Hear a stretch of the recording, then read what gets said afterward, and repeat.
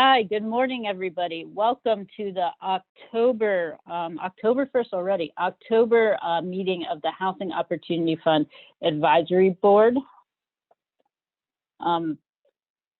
Next slide, Bettina.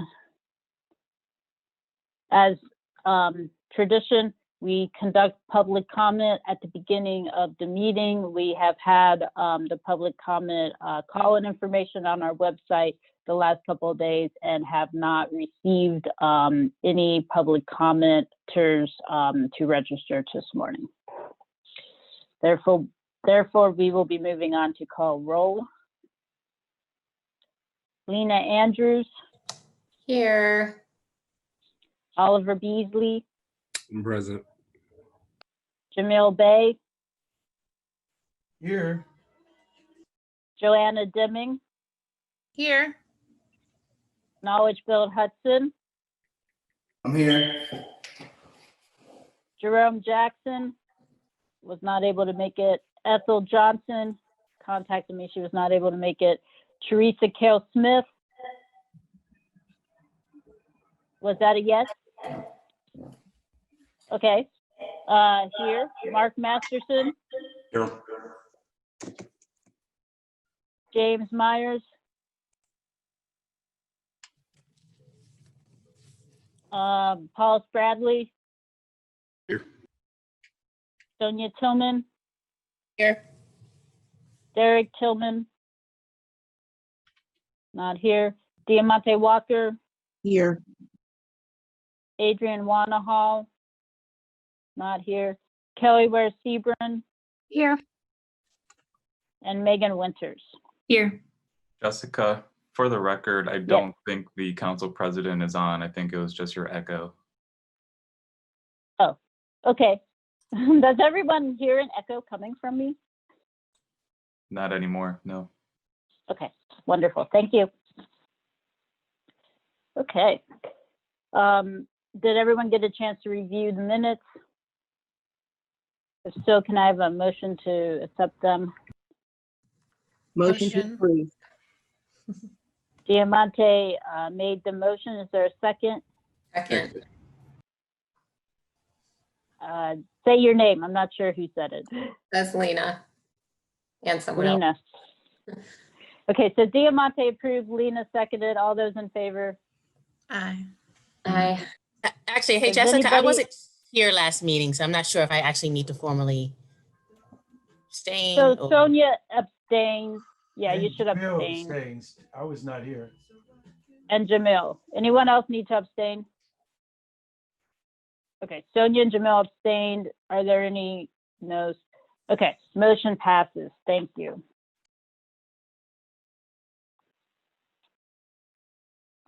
Okay, so today is going to be a little bit different than usual. We do not have any loan requests to present today. And as the advisory board is aware, we are in the middle of the 2021 allocation plan season. So therefore, we wanted this meeting to be a little bit different so that the advisory board could, hear from the public about their uses of the fund, about policy priorities that they want the advisory board to think about when the allocation fund is being drafted. And we also want to spend a portion of the meeting talking about the supply and demand. As you know, the URA, we administer the fund, so we want to talk about what we see as the supply and demand right now for the programs as well. So in front of you here on the screen is a list of people who have very wonderfully and thankfully agreed to spend their morning with us and to speak on some policy issues and some programs.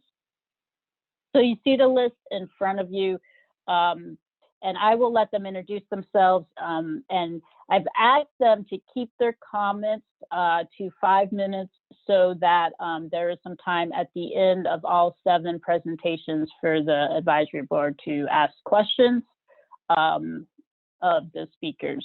But number 1 on the list is Megan Hammond with the Fair Housing Partnership. She has spoke to you before, but we wanted to make sure she had the opportunity during the 2021 allocation plan season to talk to you about fair housing priorities. So she will be first, followed by Sarah Ditto from the YWCA, who is one of our operators for the Housing Stabilization Program. So she can talk to you about what she is seeing there and some policy issues that she would like us to address as it relates to those types of programs. And then third is Christine Kirby from Neighborhood Legal Services, who has asked us recently to talk about legal prevention and some policy related to that. So those are the first three speakers, and then following by some practitioners that have used our consumer and development programs a lot. Alan Cisco with Root Building Together Pittsburgh is one of our program administrators for the Homeowner Assistance Program, which Rich Snipe with the Pittsburgh Housing Development Corporation works a lot with lower income and moderate income home buyers, and he's going to talk about the down payment closing cost program. Ed User with City of Bridges and the For Sale Development Program, and Rick Swartz with the Bloomfield Garfield Corporation and the Rental Gap Program. Though some of these speakers use more than just a program that is listed on their name, and they can talk about that. So that is the schedule of events for today. Are there any questions? And this part of the program we anticipate to take about an hour. The second half of the meeting will be, we will be hearing from two of the nonprofits who have agreed to help us with community outreach related to the surveys, and that's Pittsburgh United and the Hilltop Alliance. They're going to be speaking about their survey process, and then we will be going through slides related to supply and demand. Okay. So let's start the program off with Megan Hammond, Fair Housing Partnership. Thank you, Jessica. And a quick point of clarity is I cannot get my Outlook to change my name for the life of me, but my wife and I hyphenated, so it's Confer Hammond, which has been both a blessing and a curse. And at least we didn't go with the joint combining name in which our option was Conham. So I'll work to get that fixed up on my Outlook.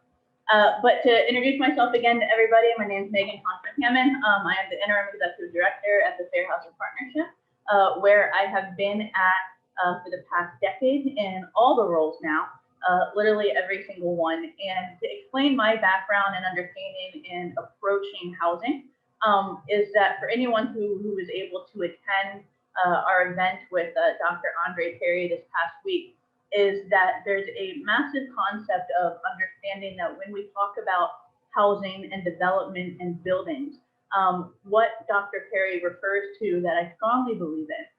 My own background is I have an architecture degree from Carnegie Mellon University, coming from subsidized housing as the oldest of four to a single mother in a disabled family who was deaf, within inclusionary zoning, which gave me access to a top-tier public school system in the state of Maryland. And I say all of that to refer back to Dr. Perry's belief is that understanding development means understanding that when we use the words referencing buildings and property and housing and land, we are actually talking about the people who we expect and plan to inhabit those buildings, to be on that land and to use it. And so we're creating value judgments and value systems based on the concept of those people. And unfortunately, the protected classes have discrimination that goes beyond and above the socioeconomic disadvantages of being in poverty as well, with different racial bias, different lack of accessibility, anti-Semitism, and so on.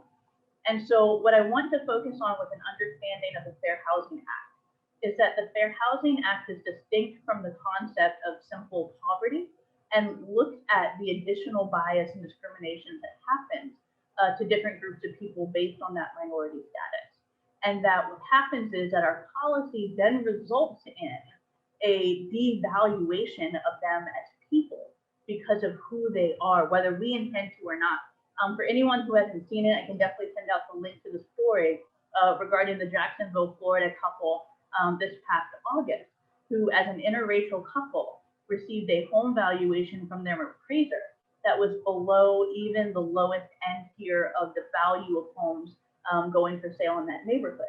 When they removed any Black identity, all Black identity from that home, the second appraisal was over 6 figures higher than the first appraisal. And so that's the concept of what we want to apply to housing programs and housing related programs. Another point I want to point out is that the Fair Housing Act has 2 distinct prongs. I appreciate the board approaching the Fair Housing Act and addressing it. I reviewed the debriefing that happened last week in discussing fair housing.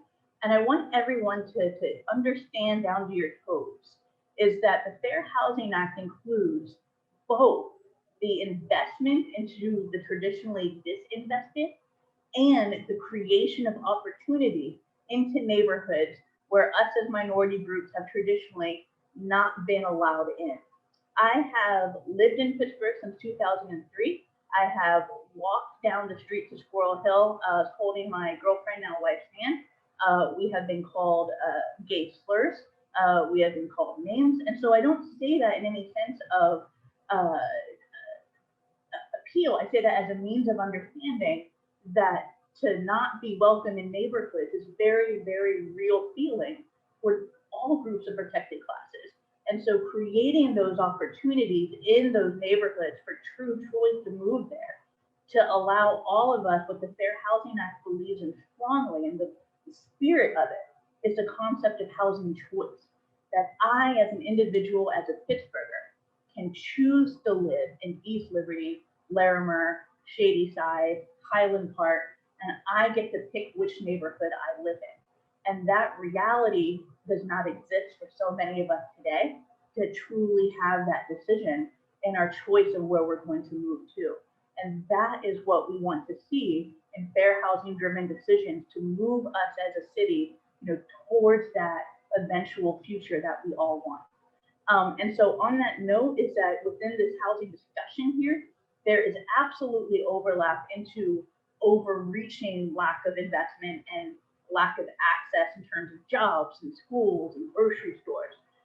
But certainly in the limited time that we have here is that our focus is on identifying what housing opportunities that we're providing, because by definition of the funds that we're using here.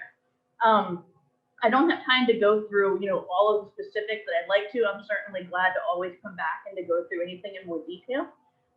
But the bottom line that I would like to see in the allocation plan for 2021 is an understanding within each program of identifying outcomes, proposed outcomes, ideal outcomes, desired outcomes, based on the data-driven disparities across the protected classes, including what would be powerful is the consideration of the city's specific protected classes. We just passed citizenship this past spring. Survivors of domestic violence, looking at ways there's not always going to be an easy answer or a clear answer up front, but having the conversation on the table in order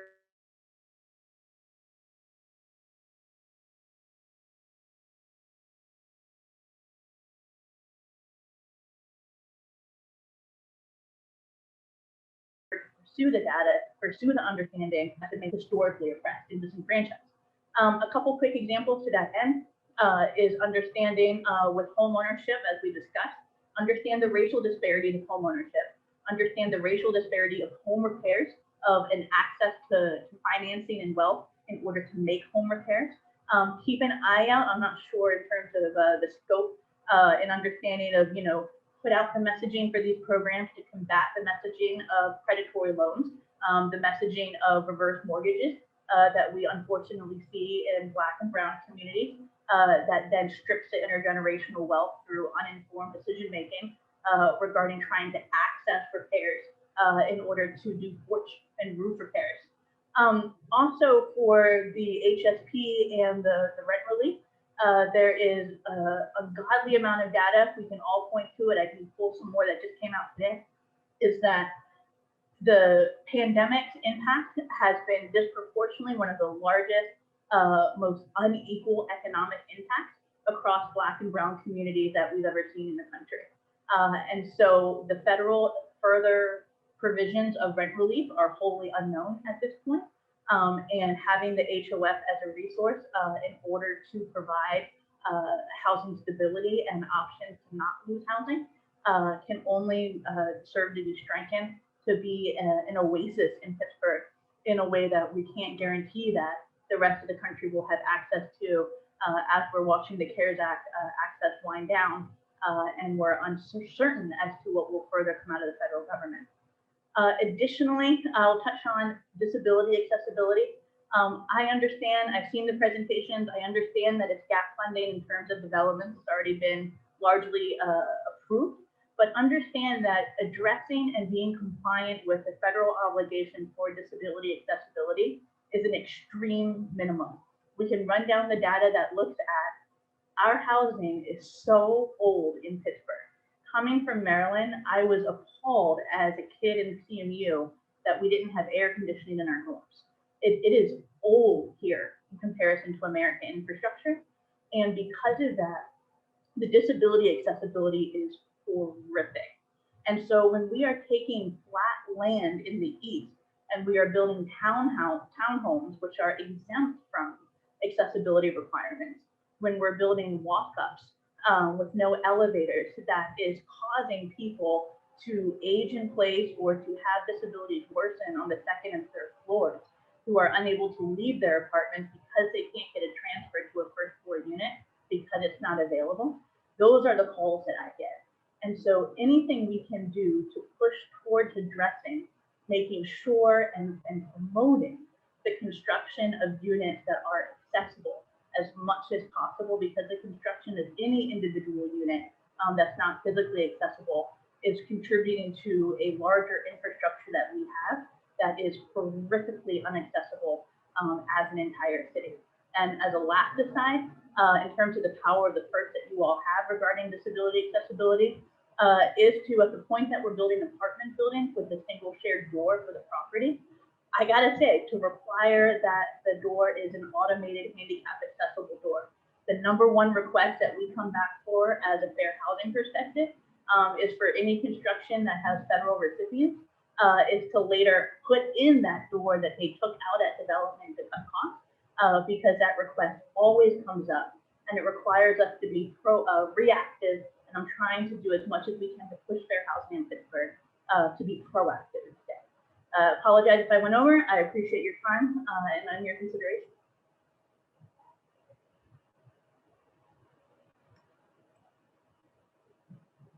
I can't hear you, Jessica. Sorry. Thank you so much, Megan. Due to time, we're going to try to save all questions to the end of the 7 speakers. So moving on, the next speaker is Sarah Ditto with the YWCA. Hi, everyone. Thanks so much for this opportunity to speak about the Housing Stabilization Program. My name is Sarah Ditto, and I am the Resource Center Director at the YWCA. I should probably also introduce my cat, who's probably going to run by my computer several times in the next 5 minutes. Her name's Margie. So this is the 2nd year that we've operated the Housing Stabilization Program. Last fiscal year, it was the introductory year, and we helped approximately 85 households stabilize their housing, spending about $160,000 in direct grant support. This fiscal year, we're only 3 months in, and we've already served close to half of that number of households, and we've already spent over half of the funding in the program as of this month. So if the need continues at this pace, which we anticipate it will, especially because of the pandemic, we will definitely be on track to exhaust all of our funding in this program by the end of the year, which speaks to the growing need that we're seeing of people who are seeking housing stabilization assistance. The impact of this fund on the most vulnerable in our city has been tremendous. And, Megan sort of alluded to the disparities a little bit ago, but the primary populations that we're serving are largely people of color, approximately, twice as many people of color, senior citizens, single parents, often single mothers. We're seeing a lot of individuals who are fleeing partner violence, who don't have the savings to start fresh on their own. And we're serving a lot of people who've, expressed that they've been affected by COVID. Either they've lost income because of the pandemic, or perhaps they're, medically high risk and have barriers to finding new employment, or even just barriers to leaving their home to meet basic needs. We're also seeing a lot more requests for security deposits, especially for housing choice voucher recipients and for people who are looking to move out of their current unstable housing situation. While this program serves anybody in the city of Pittsburgh who's under 50% of the area median income, the majority of the cases that we're seeing are less than 30% of the area median income, which speaks to the people in poverty who are extremely low income that are in need of this service. The need for the funding in the last 6 months has definitely increased as a result of the pandemic. When we began this fiscal year, we anticipated that we would be using more of the federal funding that we were given by the URA, to work directly with those who expressed that they were affected by the pandemic. But because of the limitations on that funding and the restrictive nature of the 3 months that they can cover in bills, it just hasn't been sufficient for many of our referrals. And so we've had to rely pretty heavily on the HOF funding to fill those gaps.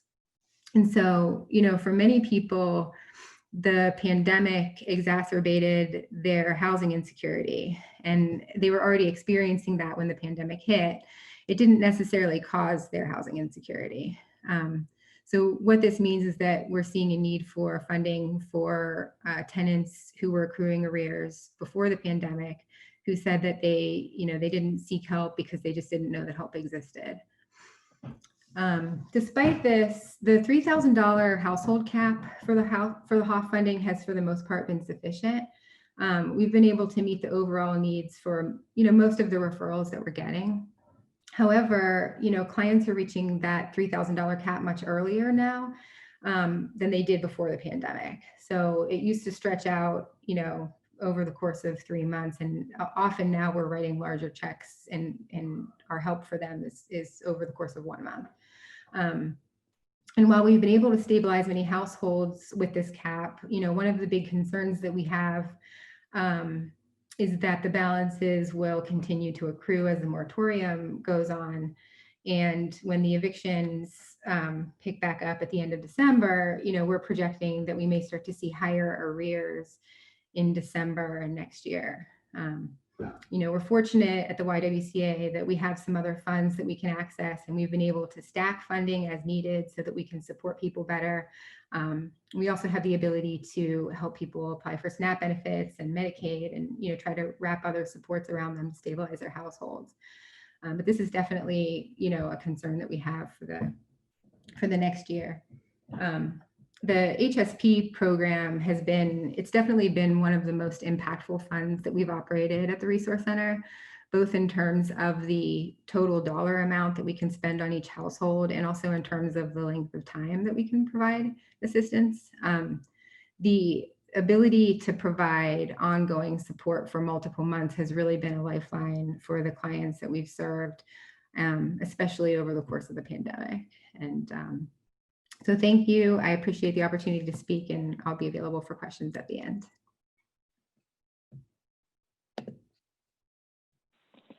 Thank you, Sarah.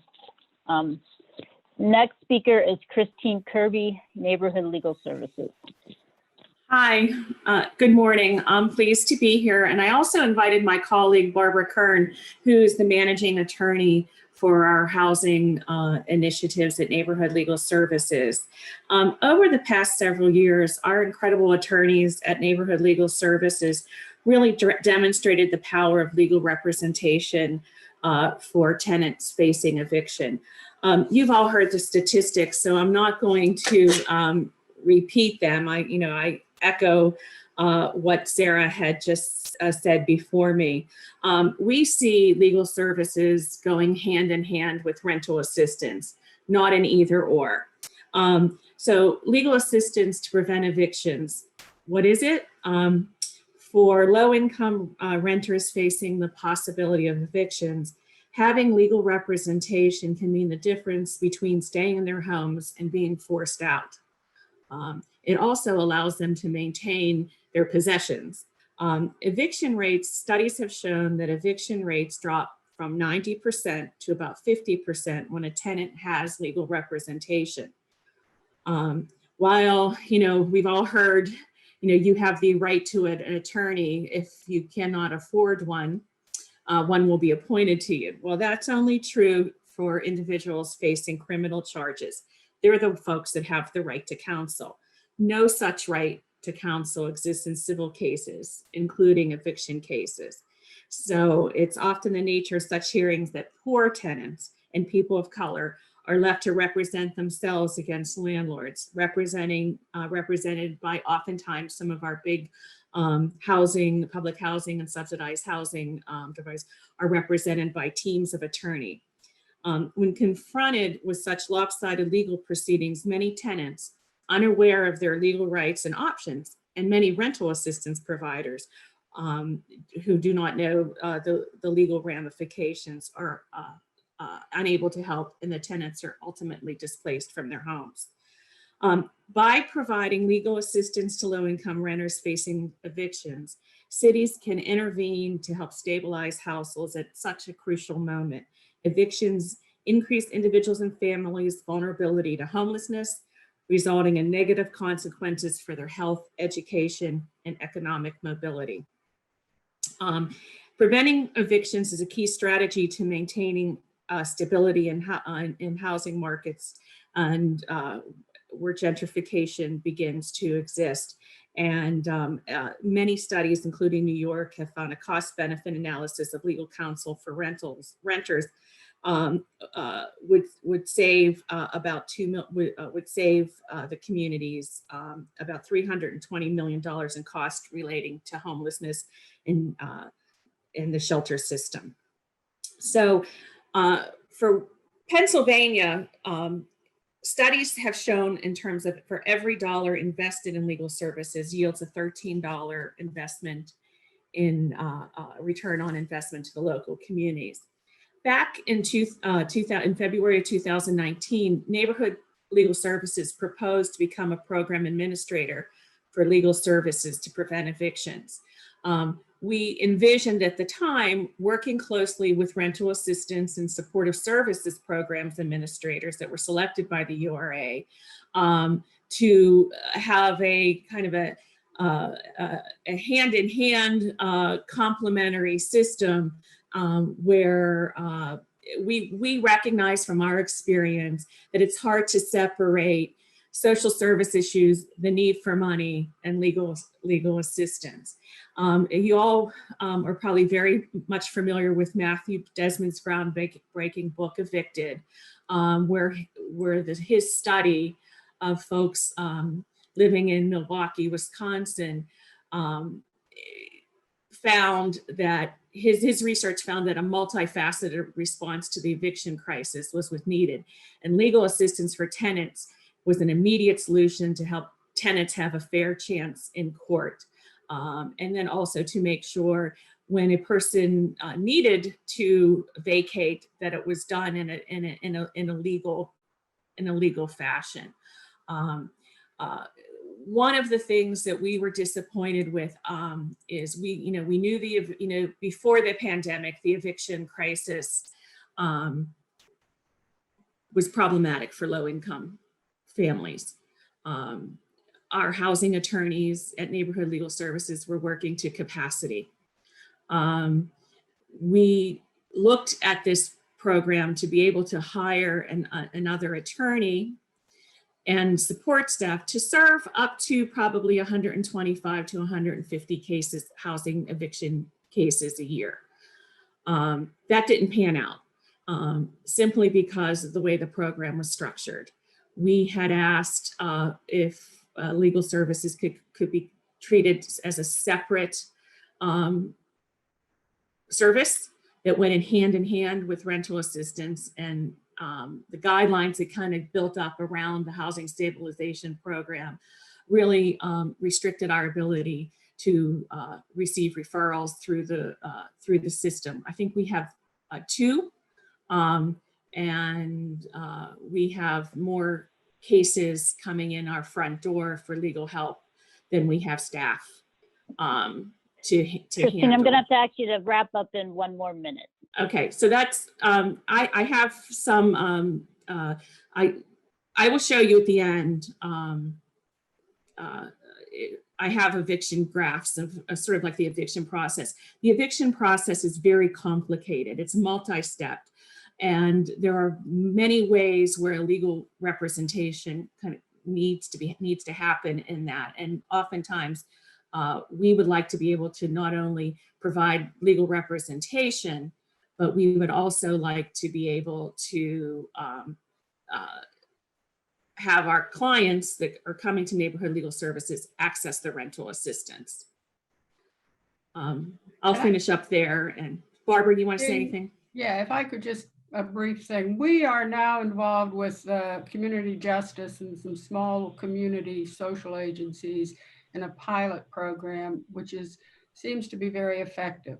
And if that model could be applied to the URA funding, I think it would be extremely effective. And the model is that the money is provided for us to do the legal services, and we work in connection with social agencies which are looking for the financial assistance and other assistance that people need. And the procedure for getting these cases to us is much more simple, much more direct, and that also would solve a problem. So just so the committee and the Housing Advisory Committee knows, that pilot project is funded with CARES funding that we were able to obtain through the state. And we hired 5 additional lawyers supported by 5 law students. That program will end on November 30th, right at the time when the CDC moratorium on evictions begins to wind down. Thank you. Thank you. Next speaker is Alan Cisco, Rebuilding Together Pittsburgh. Good morning, everybody. Thanks for the opportunity to say hello and be a part of this meeting. So Rebuilding Together Pittsburgh, I know, and I know many of you on the call and assume that the rest of you are somewhat familiar with my organization, in that we help lower income homeowners make the necessary repairs to their home. We focus on things like the health, the safety, and the systems within their properties. And we just did a 6-year study. We do somewhere between 100 and 150 homes a year around Allegheny County. And with that expertise, we've been around since 1993. With that expertise, we were very happy to be a part of the Homeowner Assistance Program when it was rolled out as a program administrator. And we are right now, after quite the ramp up period for everybody, with developing the process and everything, we're projecting we're going to do somewhere around 10 or 15 houses through the Homeowner Assistance Program this year. So that's 10 or 15 Pittsburgh homeowners receiving home repairs facilitated by us and paid for by the Hsp program. It's an absolutely critical program, as all of the programs are that me and my co-panelists are talking about today for the city. I think, Jessica, you're going to talk a little bit later about supply and demand, but one of the sort of the thing that kind of slaps you in the face about the Hsp program right now is that the demand for it far outpacing what we're both funded and able to produce. I think we've sort of temporarily put a hold on new applications for the Homeowner Assistance Program because there's, I think, over 100 homeowners waiting for service. And just at my organization alone, I mentioned we do 100, 150 projects a year that are very similar to what is possible in scope at the Homeowner Assistance Program, and only 10 or 15 of those are funded by HAP. The demand for this kind of work, for home repairs, for lower income homeowners in the city of Pittsburgh is enormous. And this program is unfortunately becoming more and more a central resource for this work as foundations and state funds that have historically helped people like Rebuilding Together, organizations like Rebuilding Together, do this work, pull back or refocus on other funding areas. So the Homeowner Assistance Program and the funds associated with it are becoming ever more central to keeping lower income homeowners in their homes. I was in a living room in Sugartop or Shenley Heights earlier this week with a homeowner who is receiving work from Rebuilding Together and I believe is a Hsp applicant as well. And we were talking about how the neighborhood is changing and how people whose life experience and sort of makeup are less and less being able to stay in that neighborhood. And one of the reasons why is that their houses are in disrepair and they sell them. They sell them to We Buy Houses, or they get underwater on a reverse mortgage, like was mentioned earlier. And this program helps prevent things like that from happening. What you may not know about Rebuilding Together, and is something I wanted to mention, is that in addition to the sort of traditional construction work we do an awful lot of resource coordination and awful lot of referral work. And we help homeowners to connect to other resources that help sustain their housing.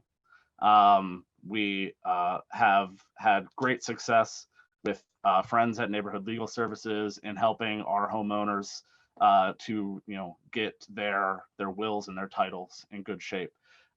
We work with the Allegheny County Lead program. We work with the weatherization program at Action Housing, the utility companies. We work with lots of local CDCs on their facade grants. And we work with the URA's Happy accessibility program. And I mention all of these things because Rebuilding Together's work, which again is very much the same as the work of the Homeowner Assistance Program, is the key that unlocks all of those things.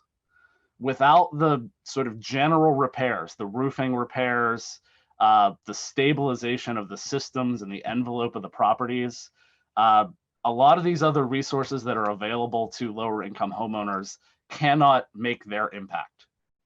They are not eligible for weatherization. They are not eligible for lead repairs. And these things are critical. So when you think about Homeowner Assistance Program funding, think about it as a critical central resource, but also think about it as the key that unlocks a lot of other work for homeowners around the city. And yeah, I wanted to share that with you, and I will I'll stop my comments there in the interest of getting us through this agenda, Jessica.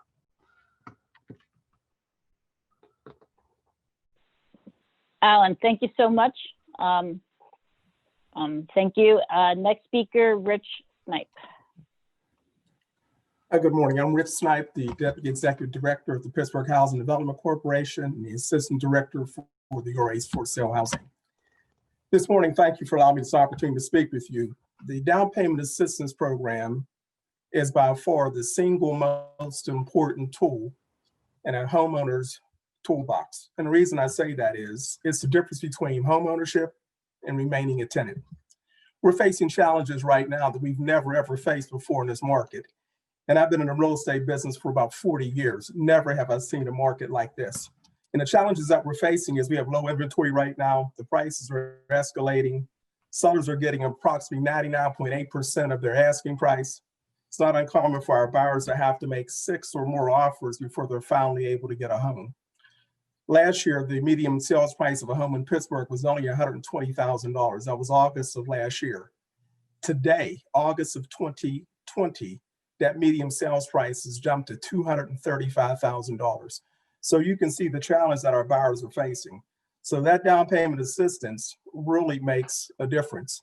Last year, buyers were able to ask a seller for seller assistance. Out of the question today. If a home is in demand, sellers are paying seller assist. So our down payment assistance program really is the lifeline to allowing buyers to be able to purchase a home. The Pittsburgh Housing Development Corporation, we've been able to utilize that program already this year. We've had 3 homes that have closed. We have 1 buyer who is scheduled to close tomorrow, also using this program. And we have another one which is scheduled to close before the month is over, and we have an additional 6 in the pipeline. If I had 20 houses that were ready to be sold right now, they all would be sold. The down payment assistance program really, again, is that lifeline to enable buyers to be able to purchase a home. Problem's not going to go away anytime soon. According to the experts, this challenge is going to be around for a while. And unless we have that tool made available for those buyers, they're going to be taken out of the market. So I can leave you with just one thought. I can't overemphasize the importance of making sure that we have money available for the down payment assistance program. Again, it's more than just a down payment. It's a down payment for a future. It's an opportunity for buyers to be able to build wealth and change the life of their families. And I strongly recommend and urge you to do all that you can to make sure that we have funding available for that. Look forward to your questions at the end of the session. Thank you. Thank you, Rich. Next on the agenda is Ed Newser with City of Bridges. Hi, I'm Ed Newser. I'm the Executive Director of City of Bridges Community Land Trust, and I think it's great timing, good planning, Jessica, to have me follow Rich and those statistics about home values and the rapidly unheard of appreciation that's happening in Pittsburgh, and the questions that we all face about how we continue to create and sustain access to affordable ownership opportunities for people across the economic spectrum in the city of Pittsburgh. So for folks who may not know, City of Bridges is a regional community land trust organization. We're dedicated to creating diverse communities where people thrive, can build wealth, establish roots, and foster community ties without the risk of displacement. In 2019, we were one of the first organizations to receive funding through the For Sale Development Program. Those funds helped us create 6 permanently affordable homes in Central and Lower Lawrenceville. 3 of those 6 were completed earlier this year, right before COVID shutdown hit, and are now have been sold and are occupied by first-time low and moderate income homeowners. The final 3 are under agreement, and we should be closing on those later this month. In addition to that, we have in our pipeline and are currently planning for as many as 30 homes across 7 neighborhoods over the next 12 to 18 months, and the URA and the HOF are going to be an incredibly important partner in helping us bring those homes online. So for folks who may not know about community land trusts, community land trusts have been around for 50 years across the country. They're a flexible tool. They can do a lot of really great things to empower communities. A couple of the hallmarks are that we create permanent affordability, and we have dedicated staff to do stewardship functions and ensure the long-term success of our homeowners, both of which I think are incredibly important for the goals and the vision that the HOF has for your work and your investments. Permanent affordability from the CLT side means that a one-time investment from the HOF and the URA is leveraged over multiple generations. And just last week, we actually saw this play out. We closed on our first resale of one of our first phase homes just last week. The owner had been in the home for 2 years. Due to COVID, they found employment elsewhere and had to leave the state. So they needed to sell their home. We managed the resale process for them. They didn't need to pay a 6% realtor commission. So they were able to keep more money and more equity that they had built up. Their home value increased by about $3,500 over the 2 years they owned their home. So they did build wealth, they built some equity. And then in addition, the new buyer, the second generation owner of this home, actually has a lower AMI than the seller did when they bought their home. So we were able to build wealth for a homeowner and expand affordability for the next generation and for the community. which is incredibly exciting for us and wouldn't be possible without support from the URA. And then in addition to that, across the country, average CLT homeowners stay in their home for about 7 years, which is actually a bit longer than the average length that market rate owners stay in their homes. So if that pattern holds close to it in Pittsburgh, it means that every HOF investment that we get to create a CLT home will actually serve 14 low and moderate income homeowners over the length of our 99-year ground lease. So that's incredibly impactful when you start to look at the time horizon on this and talk about, what a one-time public investment can do.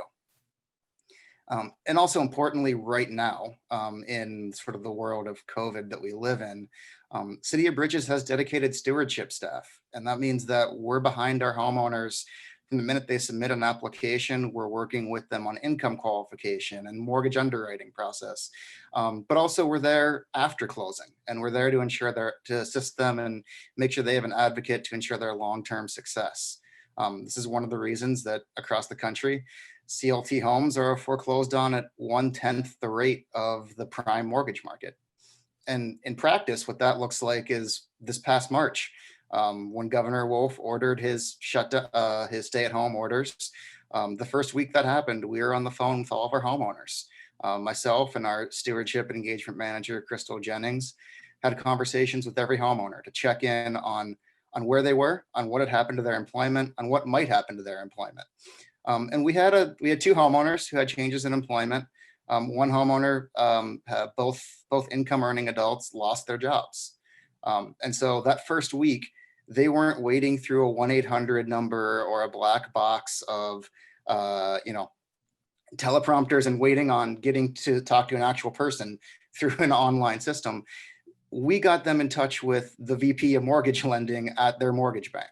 And we were able to have a conversation instead of waiting on the CARES Act or waiting on them to go 30 days delinquent and seek support. We were being proactive and had support. And what that means is that was one less homeowner that needed to seek other public support when they were 30 days or 60 days delinquent, waiting on federal and state support.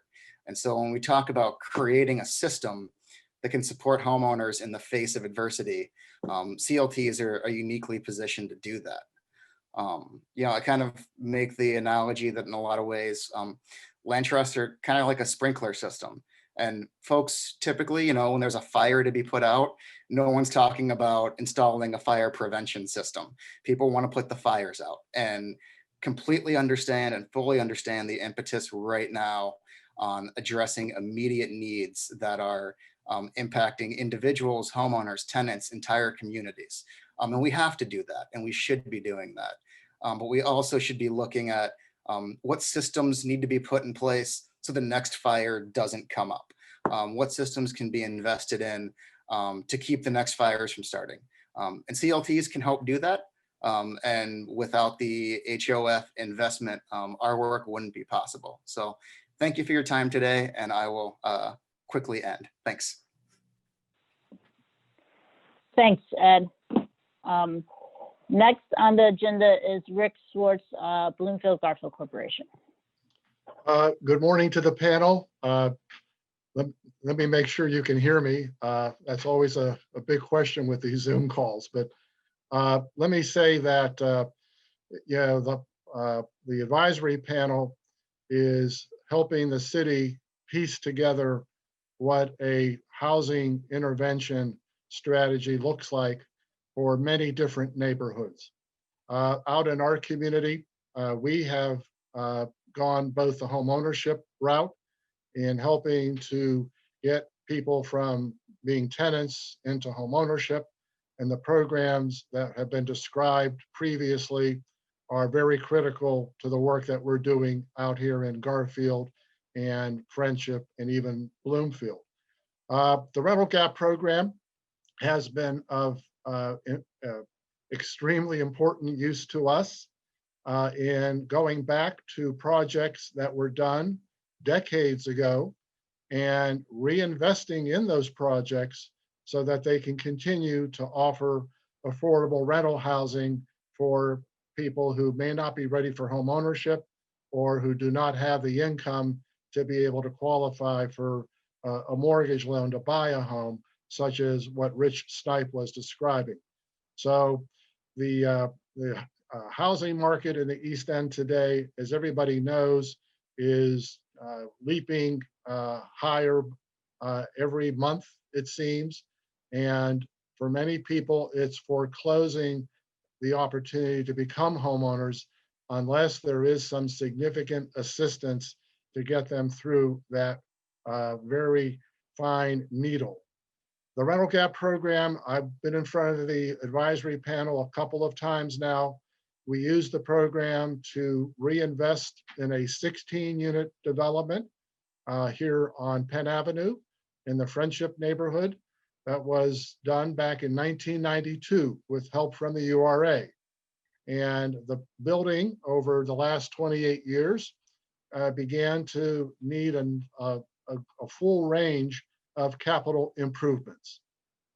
With the URA's help, we were able to get a $400,000 loan from the Housing Opportunity Fund, and we are modernizing the building all over again, repointing the brickwork all the way around the structure, putting a new roof on the structure, replacing the furnaces and air conditioning units, and doing some modest improvements to the interior of the property so that it remains a very viable, attractive, appealing property. You know, with affordable housing, the key is for it not to look any different, hopefully, than the market rate housing around it. And in some cases, to be even better than the market rate housing. The second project we did recently and is now under construction involves an 11-unit complex up in Highland Park on Stanton Avenue. We just closed on that loan yesterday with URA, and we are going to be making interior and exterior improvements to the property so that, again, we extend the useful life of the property another 25 to 30 years. The combined investment from those two projects was $510,000 by the URA. You break that down across 27 units, that's about $19,000 in loan funds per unit. And you have 27 households now that are not going to be displaced anytime in the near future. So on the preservation of existing housing, the rental gap program has been very important and probably could have a number of other borrowers coming into it if there were a little more publicity about its availability. We always seem to be meeting landlords who don't know the program at all, and we educate them on it, and we're trying to get them to participate as well with their properties to slow the process of tenant displacement in the East End. On new construction, as you're probably aware, 6 different developments were awarded federal low-income housing tax credits by the Pennsylvania Housing Finance Agency in its most recent round. So those announcements came out in August. We were fortunate to have a project in Garfield selected after the 3rd time through that process. So 25 single-family homes now can be built in Garfield, provided we have some supporting financing from the URA. The tax credits by themselves are not enough to fund the entire project. So we're asking the URA for another $1 million commitment in order to move forward with these 25 single-family homes. The other projects in the city are also in neighborhoods like Garfield. I believe Hazelwood and other communities are going to benefit from this rental gap program because, like us, they have to backfill their gap in the financing for the project from other sources. So URA, fortunately, is not the only source we're turning to. We're also approaching the Federal Home Loan Bank Board for some grant funding. I think all of the projects that are done under the rental gap program strive to find financing from other sources. on our two existing projects, we were able to leverage investment from PNC Bank and from First National Bank. So that's the added advantage of having the rental gap program. You can also get private lenders to participate. On the new construction, just so everybody knows, in year 16, the tenants who occupy the houses at that time will be able to participate in a home buying program. We have the ability in year 16 to sell the houses at cost. So the 25 houses that will be built in Garfield starting probably next fall will eventually open the door to home ownership for the families who live in those units. And we also, as a rule in our community, when this type of a development is done, the community has to be at the table as a participating partner, not as a spectator, but as a co-developer. And I think that's another a way to ensure that over time, these projects continue to serve the purpose for which they were originally constructed. So I think overall, without the Housing Opportunity Fund, I think we would be in grave peril of not being able to fill these financing gaps. And there are projects across the state that invariably do not get built because the developers cannot close those gaps. So thank you for allowing me to testify today, and I'm happy to answer any questions that anybody has. Thank you so much, Rick. Yeah, so I'm going to now open it up for questions and answers. I will state we're running just a little bit over agenda or a little bit over time, but I do want the availability for the advisory board to ask questions. So if the speakers do have, another 15 minutes in their day to hang on and answer some questions, that would be terrific. So I go ahead and open it up. Just shout out if you have a question or raise your hand and Jeremy can help me see people. This is Diamante. I have a question. Yes. Okay, so first of all, thank you to the panelists today. I found these presentations to be very informative. I've listened very intently as each of you spoke, and I thank you for your time today. I do have a question. Well, one of the things that a lot of what was said today, somewhat concerning, given the predicament that we find ourselves in with respect to housing in vulnerable populations. But I am particularly interested in understanding the policy fixes that are being recommended by Neighborhood Legal Services and how the URA is currently running that program through the HOF. I just find it, somewhat concerning that we haven't figured out a way to really launch that program and would like to. And it does, if you can't divulge everything on the call, I'd love something under separate cover with some bulleted policy recommendations so that the staff can review it and try to make those adjustments as we go into 2021. Thank you for that question. I think it's something that we've been struggling with, and I think in the interest of time, we can send kind of like those bullets to you. But basically, it's been set up. Legal services would sort of fit into the rental assistance bucket, if you will, and it was structured in a way that clients who were behind on their rent with the $3,000 gap needed to pick or rental assistance or legal services. The way an attorney works and represents a case, if there are some very strong legal problems, we can't stop the clock when you reach $3,000 to a client. And so it was sort of like the either or and not hand in hand. And Barbara, I see you came on, so I'm going to defer to you as the attorney representing the clients. Well, I think the model that we're developing in this pilot with CJP is one that would work very effectively here. The problem has been procedural and substantive. Most people have come to the agencies because they need rent assistance. They get that rent assistance up to $3,000 and that solves their problem, maybe. But there also may be a legal problem there that has to be resolved, that can't be resolved because the money has already been spent. So as Christine mentioned at the beginning, rather than have this be an either or, either you get the money for the legal assistance or you get the money for the rent.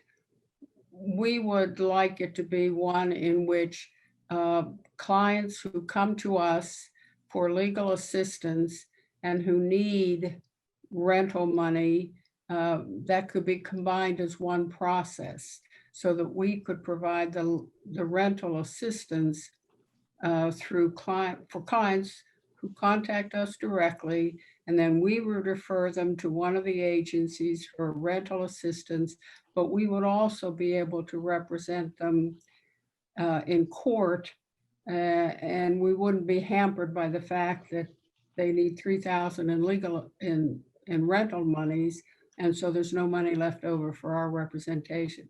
And this is especially important right now when this CDC declaration is in effect, and there are some landlords and even some district courts that either don't know about it, don't understand it, or are violating it.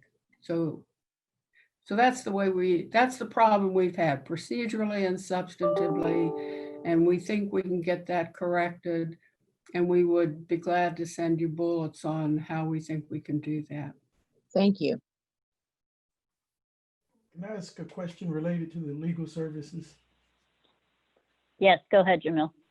How are we, let me think about how to phrase this. So the courts are definitely stacked against renters, particularly low-income renters. I mean, that's the perception and that's the reality. What kind of outcomes, or how are you tracking your outcomes? How much better are your outcomes when folks are actually represented? And are there particular types of cases that you know, here's one where we definitely can get some better outcomes for?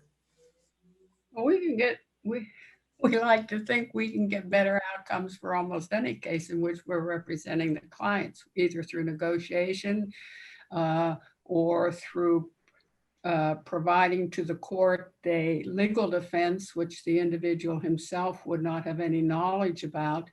And we are finding in this pilot that we have with community justice, which is, Christine says the funds will run out shortly for that.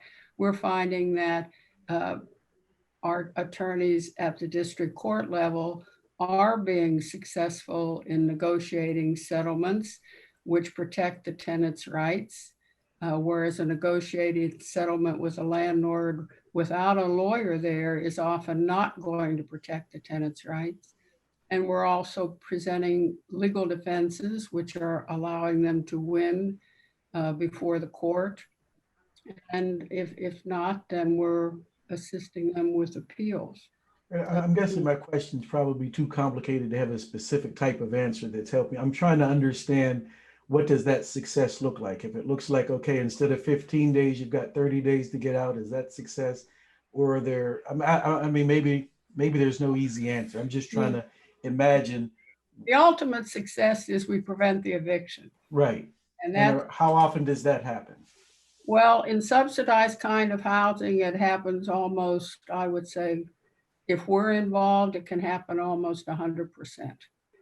Okay. If it's in private housing, it's more complicated because they don't have the protections of subsidized housing tenants, unfortunately. But we're getting more success than they would have on their own. And sometimes it's sometimes we have a legal defense which enables them to win completely when they get possession. Mr. Bay, we do have, we have a very sophisticated case management system, and we track everything. I think when we get the bullet points to Ms. Walker, that we can give you some of the outcomes that we track in terms of evictions prevented.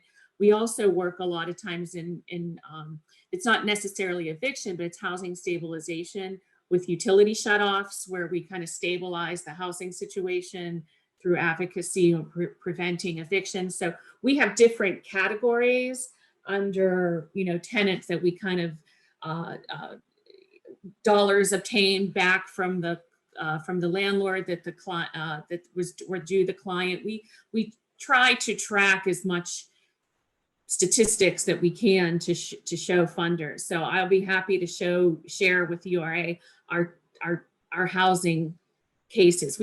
Last year we handled as a program 8,471 cases. 30% were housing related, either mortgage foreclosure, or mostly landlord tenant. And also Barbara mentioned sometimes landlords try to do constructive evictions where they want the tenant out for various reasons. So they'll not do repairs, lock, kind of turn off the light, shut off the water, do those types of things. Legal representation is extremely effective in that. And in our experience working with various, like program administrators like the YWCA and things, we've often found situations where tenants won't give, landlords won't give tenants keys, that requires legal event of their rights to enjoyment of the property. So there's a whole lot, and we'll get you those statistics. I'll forward them to Jessica and Jeremy just as soon as I get them together. Thank you. That would be helpful, just so we have an understanding of sort of, what are we doing? What's that baseline look like? How are we monitoring progress over time? So thank you. Next question from the advisory board. Yeah, I have a question. This is Derek. So this is also for neighborhood legal services, but more for homeowners. So we heard a little bit from Alan, and I think Megan touched on this as it relates to generational wealth being passed on specifically, or not being passed on specifically in Black and Brown communities. Sometimes it's because of issues with repairs, different things, but a lot of times it's also because of legal issues. Do you all help homeowners, with legal issues? For example, a preventative measure would be creating a will, kind of prior to a homeowner passing away and passing that on to the next generation. Or on the back end, a lot of times that hasn't been done, and they have to go through probate, and that's a very complicated legal process. Do you all assist with either of those? Well, we do, so in Allegheny County, we have funding from the AAA, where we can assist older individuals over 60 with a variety of legal problems. Barbara has set up through the Pro Bono Partnership a Pro Bono project to assist clients obtain wills, and there's certain areas. Now with the pandemic, some of that stuff, because they were in-person clinics, and some of that stuff, is sort of being reimagined as we talk and how we work those. But what Alan was referring to, and we work with Aaron and his team also at Hilltop, we piloted with other funds prior to the implementation of the HOF, HAP programs. We piloted a tangled title program where longtime homeowners who were living in that family home, who needed repairs, were unable to get them, or needed to sell to move into assisted living or do whatever. We implemented a tangled title program, and that was funded through the housing, the HAP program, and that's working well. I mean, we don't, and we're collaborating with Rebuilding Together Pittsburgh and Hilltop Alliance, and working together with our community partners. They're making referrals to us. They're making referrals to us, where then we work through with the clients to get the deed to their home in their name. Then they're referred to the Pro Bono Wills Project, or in the case of Hilltop, they have a local community attorney that prepares a will for them. So we want to make sure that the title doesn't become tangled again. But we're working at it, not so much, Derek, right now on a preventative measure, going out and doing wills for clients, but as the cases kind of come in, we work through, resolving that when we resolve the title to the home. for I that. think, Christine, we do work it from the preventive end because we Okay. have a relationship with the partnership. That's how the Pittsburgh Pro Bono Partnership, that's how we have set up the procedure for helping people with wills, powers of attorney, and healthcare directives. So they are doing wills. And then if we get a case after the fact, then we do the tangled title. And we've been pretty successful with that. We have one attorney devoted entirely to that work and another part-time attorney doing it. Yeah, thank you for that clarification point, Derek. We just did not go and do outreach specifically, but that's set up through the partnership that's available. All right, next question from the advisory board. I wanted to ask about the homeowner assistance program. So we have waiting lists. We had to stop taking applications. I know this is a program that we actually lowered the amount for this past year's allocation because it hadn't moved the first year very quickly. So I'm just wondering, going forward, do we have systems in place where we should be restoring previous levels? Yeah, what do we think will be the future usage rates of those funds, and how can we make sure that we're fully funding it and that it gets spent in the future? Yeah, thank you. Thanks for that, Jessica or Joanna. Hi, by the way.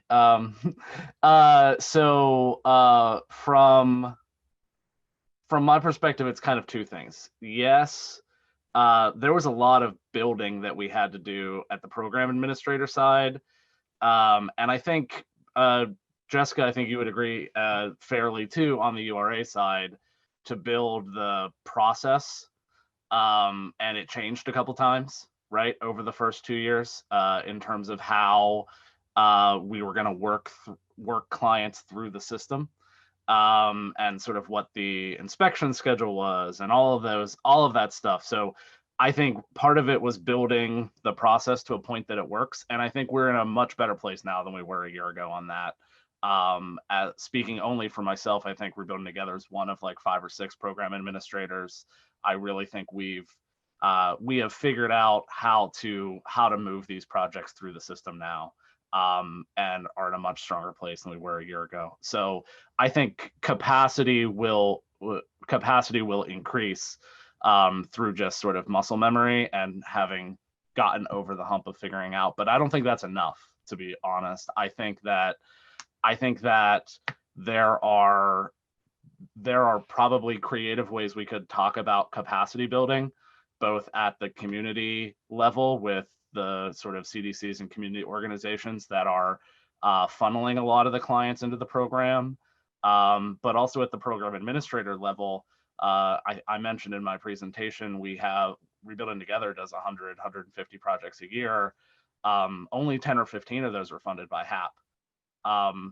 There's no reason we couldn't look at, increasing the percentage of our projects that are part of the HAP program, except capacity. Right? Is there enough, should I hire a project manager just to work on HAP projects so that I can do twice as many or not? Right? Like things like that, sort of like strategy and policy options, I think are out there.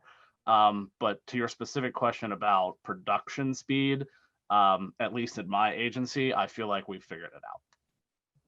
Does that answer your question? Alan, can you speak real quickly though, to the advisory board to let them know like what all each house entails, because this is a very time sensitive program. I mean, the homeowners need a lot of help sometimes even figuring out what the scope of work should be. So can you talk about that a little bit? Yeah, in terms of the scope as the scope, the construction stuff as opposed to the administrative stuff. Well, maybe give an idea of how many, hours and or weeks it takes for you and your staff per each house. Yeah.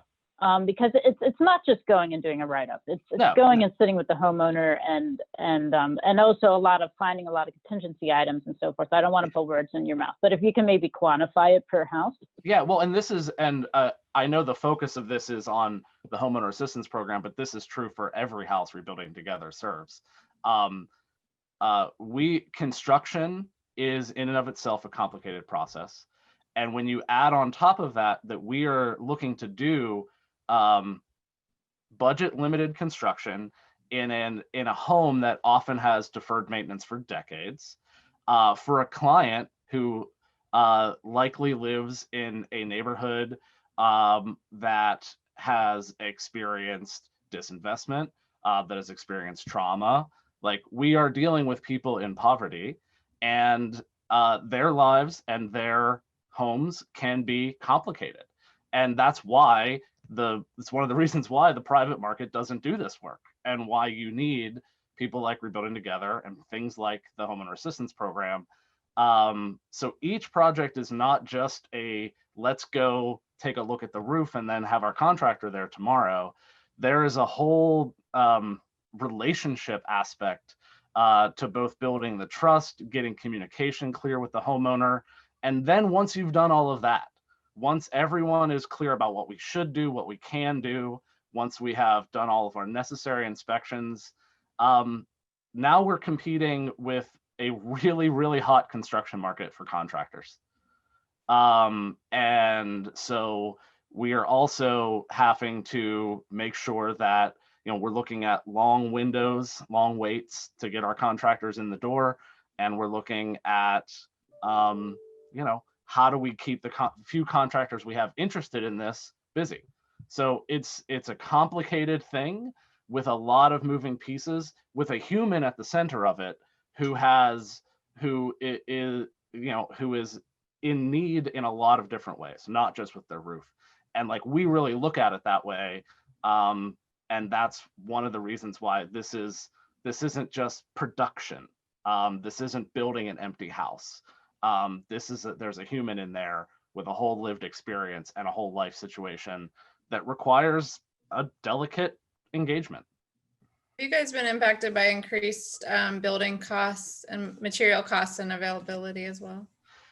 We haven't seen the availability is like creeping in on the edges, right? You know, little weird things that you wouldn't think about.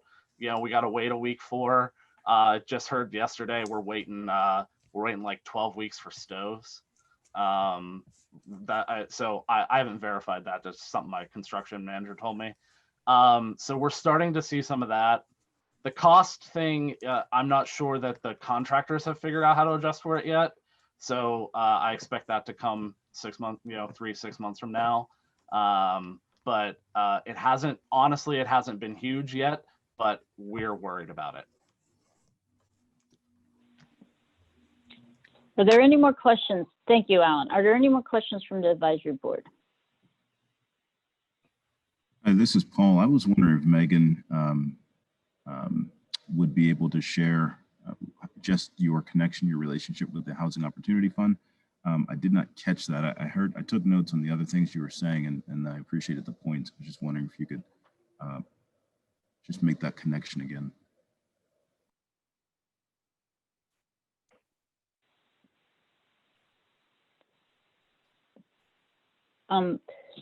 Megan, I'll repeat the question. Paul was asking if you could talk about sort of how the Fair Housing Partnership, like what the relationship is with the Fair Housing Partnership and the Housing Opportunity Fund. Certainly. FHP has been providing public comment for the past year, 2 years. And then in the recent months, we've been responsive and working to, present as requested and provide information as requested. So, we're certainly available for further meetings and discussions as far as identifying and quantifying what tangible goals are regarding equity. And certainly, we're based out of Pittsburgh, the Strip District, as a nonprofit fair housing agency since the 80s. And so there's no formal arrangement as of now, but certainly we're invested in the capacity of the HOF to be a citywide mandate for that development is not just development for development's sake and for affordable housing sake, but for an equitable lens as well regarding discrimination in all its forms.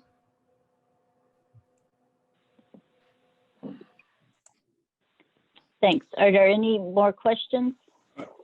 Yes, Jessica, I had a question for Sarah. Yes. Sarah, and first I want to say thanks to everyone that's presented this morning. It's really, I appreciate you taking your time to do this. It's been beneficial, I hope, to the entire board. I've certainly learned a lot, but I am in particular curious about the housing stabilization and sort of the overall funding picture for homeless prevention, homelessness, and how the housing stabilization program fits into those things. It seems like it's one of the most siloed sorts of programmatic or dealing with homelessness and homelessness prevention. Seems like there's a lot of different silos of money that are out there. And I've always struggled with trying to figure out what all is available to help folks, and then what's the best way that we could structure how we're doing things to make sure that it's the most useful money and maybe helps groups leverage additional monies that they wouldn't be able to get. And also, just in general, how are we doing on intake and sort of making sure that people that need the help get the help when they're requesting it? Those are all good questions. And, Jeremy and Brianna and I have probably talked about these answers to these questions quite a bit in the past few months, especially. The Housing Stabilization Fund, the biggest thing that it's doing right now is it's chipping away at, the balances that people are having and helping them stabilize. It's not, because of the pandemic, though, it's not necessarily always completely solving the instability. And one of the changes that was made to the intake process at the beginning of the year, which is a collaboration with 211, who does all of the pre-screening for eligibility for this particular program, and in our case, some of our other funding programs, has really helped with efficiency, so that the types of referrals that we're seeing are good referrals, and we are, they're eligible people for the programs, and we're able to work with almost everybody, as long as they, want to participate in the program. So working with 211 has been helpful, and it's also helped us collaborate with other providers, because they will, if we can communicate with them when the balances are high. If we're not able to stack our own funds and solve the problem, we can problem solve with the 211 staff, who can then connect us to other agencies where we can try to help fill those gaps. Unfortunately, we've been taking every case individually, because they're just so different. There's not really one standard case. And the willingness of landlords to participate is also a factor, which has been a huge challenge. We're doing a lot of negotiating with landlords around the funding, and sometimes our ability to stack funding is, we have to figure that out before the landlords will even agree to work with us. So it takes a long time sometimes to try to help somebody when their balances are higher. And so in speaking to the problem of preventing homelessness and eviction prevention, I mean, it's larger than the housing stabilization program can solve. The URA has funded us with some federal funds. We also have an eviction prevention program that the Pittsburgh Foundation has funded. And the YWCA has some money from the Gateway Health Foundation to help with eviction prevention. And so, basically we take the cases that we're given and problem solve for each case's individual situation and try to figure out what the best way to stack funds is. So I think primarily, connecting people to 211 right now, as the centralized intake is working very well, although I can't speak to the people that we aren't referred. I don't know, how many people they turn away. And if there are programs that they refer people to outside of the city, I can't speak to those things, but the balances that we're seeing, especially at the eviction level, are pretty high now. You know, when the moratorium was extended after July, at that time, you know, many of the balances were around $3,000 or $4,000. Now what we're seeing is $8,000 and $9,000, and you know, after December, what's it going to be then? You know, no one fund is going to give us, you know, $10,000 or more to satisfy, you know, one person's bill. But that's what the need's going to be. And you know, I mean, I'm predicting that many of us will be able to stack funds through the end of the year, but at some point, you know, these smaller funds, which we can add $500,000, you know, onto the larger funds that we have, are going to run out. So there's definitely going to be a need for more. How many clients are you working with right now that are sort of in that rough, you know, area of, you know, maybe $5,000, $6,000, $7,000, $8,000 behind? Well, we're only getting those referrals through the eviction prevention program, and that's just started to pick up the pace. Those referrals come from the housing court, and Jeremy gets them through Rent Help Pittsburgh. So, I mean, I think we've gotten a total, maybe around 30 or so, but it's definitely picking up now. And every time the moratorium, you know, is extended, then, you know, there's more of a lag in those referrals. So we haven't been able to help all of those people because, you know, for several reasons. The landlords have been pretty reluctant to work with us in some cases. Some of those referrals don't live in the city. Many of the judgments are not just for arrears, but they're also for other things like damages or other, you know, breaches of the lease, and the landlords would have to settle for all of those things, and they're not willing to. Those are some of the other issues that we're seeing. If I could jump in, could I jump in real quick on this issue and just offer a suggestion around homelessness prevention? What we're seeing out in the East End is homelessness is being generated more from the transfer of properties from one party to another than they are from evictions. I would suggest at some point, from a policy standpoint, we talk with the Ditto administration about requiring some type of a fee be paid by the seller into a relocation fund whenever they are selling properties that are occupied by tenants. I know it would be very controversial to look at, and you'll hear a loud groan from the real estate community, but I think we're getting to the point now, at least in the evolution of things here in the East End, that I think we need to start putting some of the onus back on the sellers of properties that are occupied, particularly by low-income tenants, and figure out a strategy to make sure that if the property does pass from one party to another, there are funds available to relocate those tenants. I need to jump in here real fast. Thank you, Rick, for those comments. I'm very sensitive of time, and I just was alerted by one of the speakers in our next section, Jennifer Raffman-Kennedy from Pittsburgh United, that she is actually on the clock and only has about 10 minutes before she needs to go to our next engagement. So I'm really sorry I grossly underestimated the time needed for this discussion. And if we do have any time at the end, we will push the supply and demand conversation back to our working group with the advisory board later this month. And if we do have any time at the end, we can continue this discussion. But if the panel members do need to leave the call, I completely understand that. But at this point in time, I would like to move to the next portion of the meeting, which is about the survey and the outreach for the 2021 allocation plan. And we have two consultants on the call that have helped us conduct this outreach, Jennifer Raffman-Kennedy from Pittsburgh United and Jeff from the Hilltop Alliance. And they are both on, and I'm going to pass it over to Jennifer first to talk about what they have been doing and what they have been seeing. Thank you, Jennifer.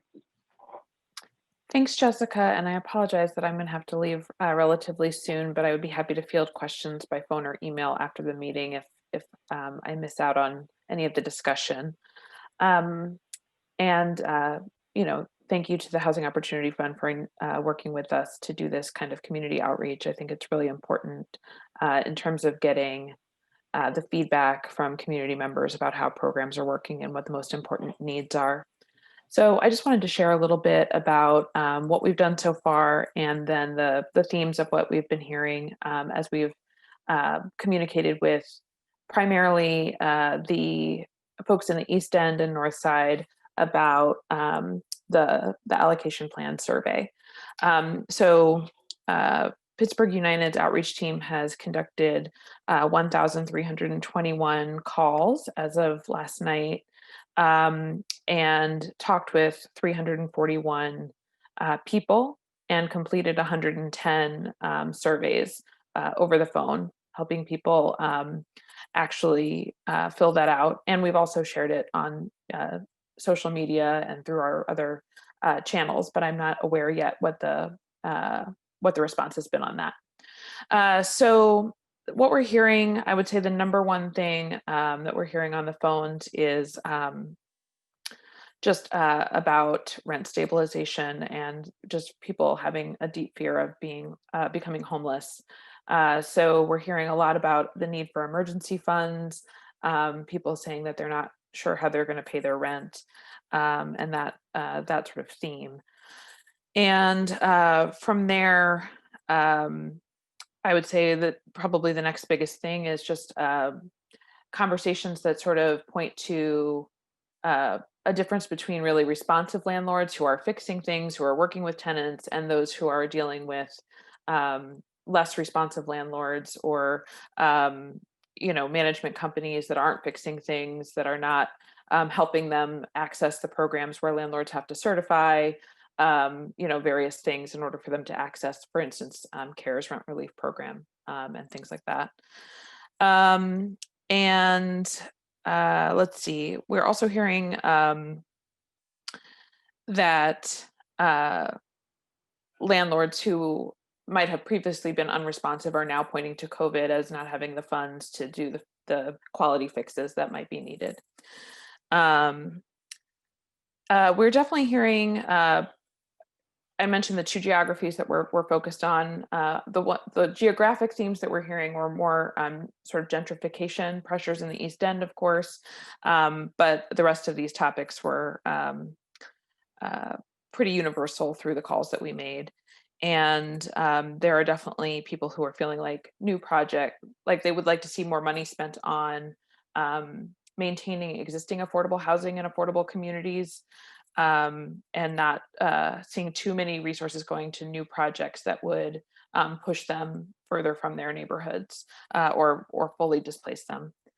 And I'd say the last thing we're hearing is from senior citizens who are mostly homeowners, who've had a difficult time accessing housing opportunity funds for homeowner repairs due to their issues with their property taxes not being up to date. So those are probably the biggest themes that we've been hearing over the last couple weeks on the phones, and hopefully are reflected in people prioritizing and answering the questions on the survey.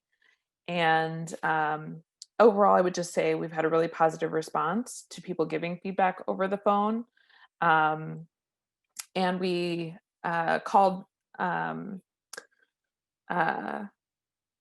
we had actually a really effective day over the last few days. We did callbacks to people who said, I couldn't talk right now, but I'd like to actually give some feedback. And so we did callbacks this week, and went, I think, up by 30 surveys in the last few days. So people were actually excited to give the feedback. And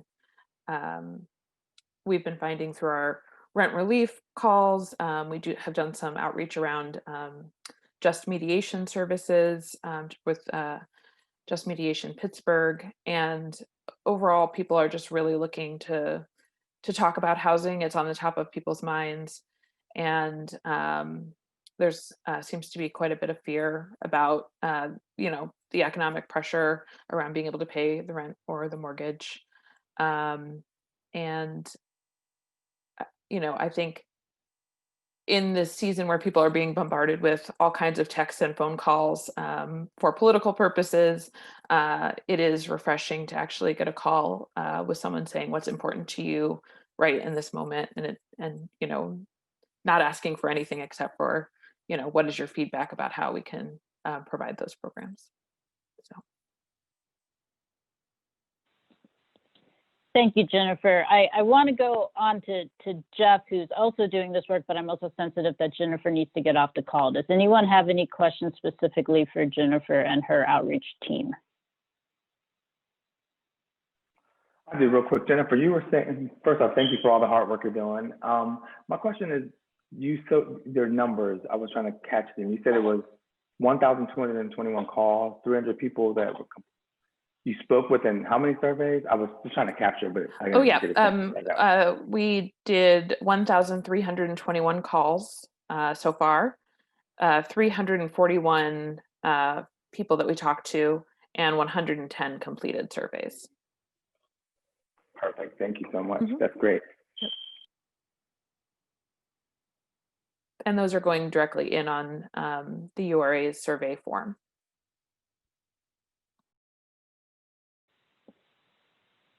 Okay, thank you so much, Jennifer. Thanks for getting on the call, and also thanks for having your outreach team, conduct these survey calls. Absolutely, and we're again happy to answer questions if by email or in follow-up if anything comes up. So thanks, Jessica. Thank you. Thanks. Thank you, Jeff Martin with the Hilltop Alliance. He also is helping us. The advisory board members know that last month we reported that we did not receive any responses to the RFP. So we reached out to Pittsburgh United and the Hilltop Alliance to see if they could help us, and they both graciously agreed to do so. So Jeff, pass it over to you. Okay, great. Thank you so much, everyone, for inviting me here today to talk to you about the survey. Can everyone hear me? Is everyone good? Okay, great. So our survey outreach was led by our outreach manager, Roy Blankenship. The Hilltop Alliance, as you all know, is based in the southern Hilltop neighborhoods of the city of Pittsburgh, areas such as Allentown, Belsuva, Knoxville, Carrick, Arlington, that general area. And our process, we have built up a database over the years of clients we worked with for home repair, code enforcement, human service referrals, as well as renters who we will refer to external organizations for help if they do not quite fit our guidelines or are eligible. So we utilize that database and we circle back with these clients for the survey, as well as just through Roy's incredible community partnerships. We worked with a lot of landlords and renters as well, and we would see them whether it's on the street or in one of our neighborhood gathering spaces. So he took surveys with them. He actually printed out surveys from the website and would go face to face with these clients and renters and homeowners, as well as working with them over the phone. The preferred method, what we have found, was face to face. Just that personal touch would make quite the difference, especially as the previous speaker said, people are bombarded with calls because of our election, because of the census. And so they preferred face-to-face for these surveys. And then we would input the written surveys into our online portal.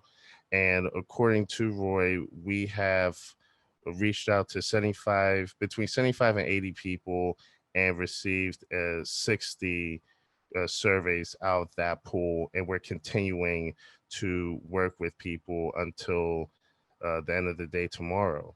And the feedback, as I said before, clients preferred either face-to-face or over the phone, because a lot of the people we're working with have a lack of technological access. They may not have access to a computer or a smartphone.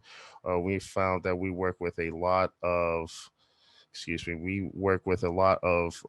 seniors that are not as technologically savvy as younger people, and those of limited income and means who may not have the most up-to-date computers or smartphones. So it's a lot harder for them to take the survey online.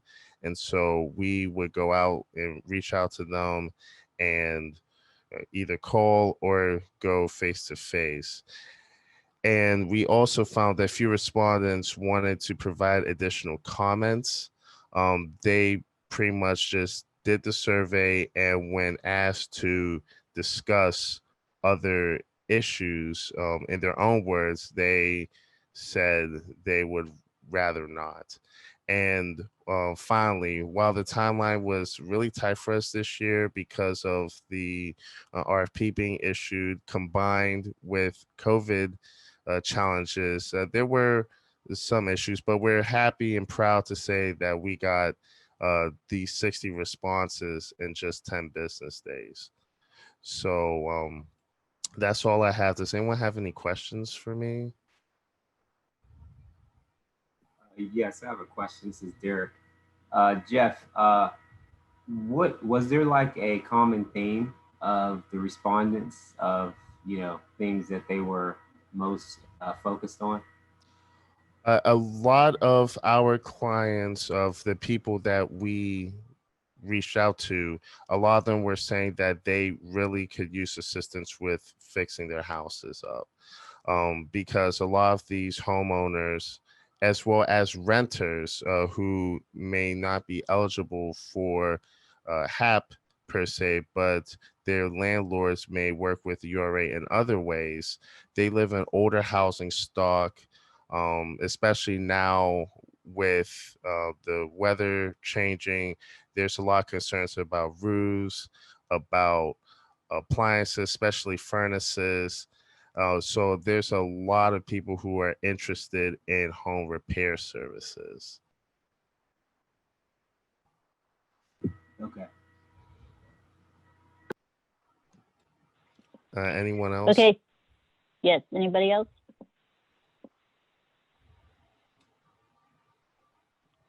Okay, thank you so much, Jeff, for staying on the call and going over that with us. All right, no problem. Thank you, Jessica. And just as a reminder to the advisory board, they can see the slide up here. So Pittsburgh United and Hilltop Alliance, we're doing the outreach. We also have had the survey on our website for a few weeks. Tina, can you give any preliminary total? Like, do we know what the total is to date? The survey officially closes at the end of business tomorrow. Yeah, Jessica, we're close to 500 responses now. 500 responses right now. So we're definitely exceeding last year. Yeah, so it's been a really good turnout. So we're getting these responses so that the URA staff can put the data together, so the advisory board can look at it. We have a working group meeting set up the second week of October for the advisory board to look at that, to look at the supply and demand data that the URA has put together, to talk about the presentations they heard today, and to come up with a draft plan, or at least leave the meeting with worksheets to come up with a draft allocation plan. And the plan is to have a special advisory board meeting. I think it's October 19th. It is on the calendar, and the city has graciously allowed us to use their YouTube channel again for that special meeting, where we will be taking the preliminary vote. It will then go, the plan, the how to use the 10 million will then go on our website for those 2 weeks in between the preliminary vote and the final vote. And the final vote of the advisory board will occur at the November board meeting on November 5th, and then it will go on to the URA board meeting the following week and on to council in December. Are there any questions about the timeline? Yes, Scott, I had a question. Would it mess up the number crunching amount of time if we extended from Friday at 5 to maybe Monday morning? I defer that answer to Bettina, and I don't know if Jamie's on the call, but the two of you will be doing a lot of the number crunching.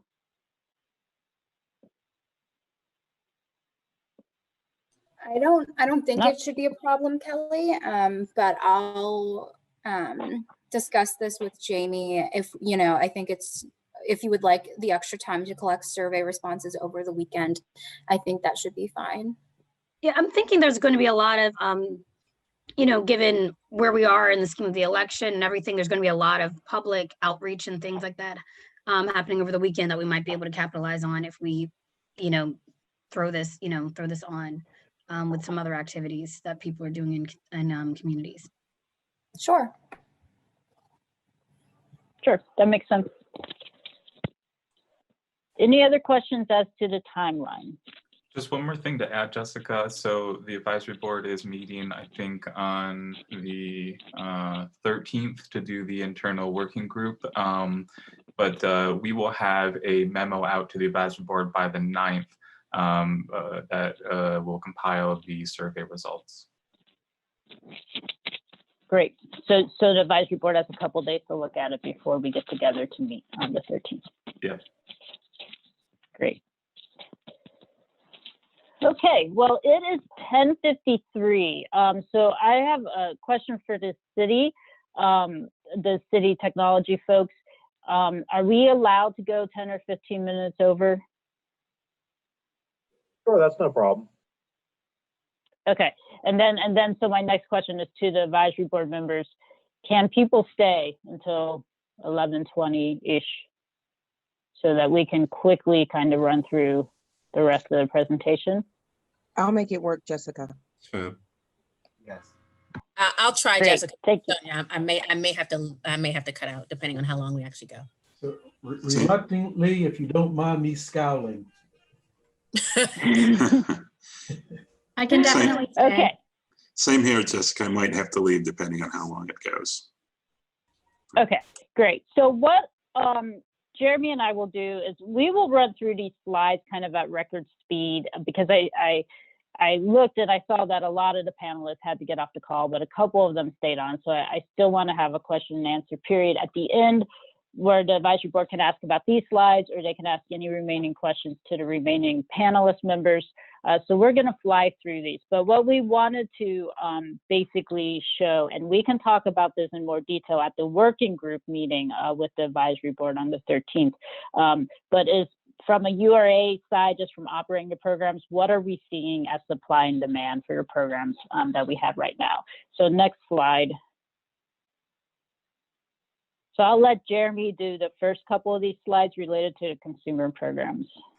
Great. So the first one is down payment and closing cost program. Like the panelists talked about earlier, housing market is strong right now for buyers. So we are seeing a significant uptick from about 8 to 10 a month to this month we closed 17. So we're definitely seeing a trend, people buying more houses.